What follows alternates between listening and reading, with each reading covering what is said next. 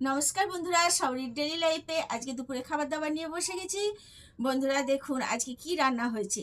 আজকে গরম গরম ভাত আর বড়ি দিয়ে পালং শাকের তরকারি করেছি। আর কিছুদিন হবে পালং শাক, তারপর বন্ধ হয়ে যাবে, আবার গ্রীষ্মের সবজি উঠবে।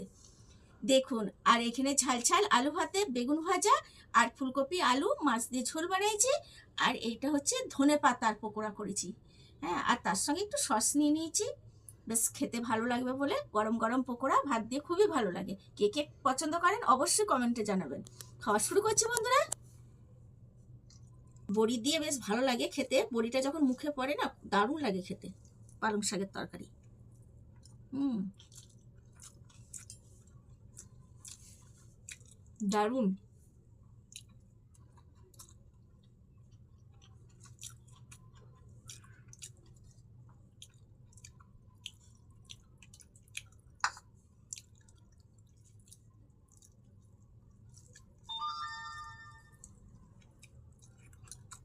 হুম,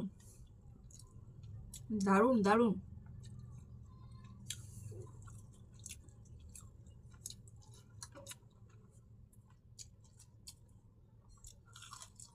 হুম, দারুণ এটা, দারুণ।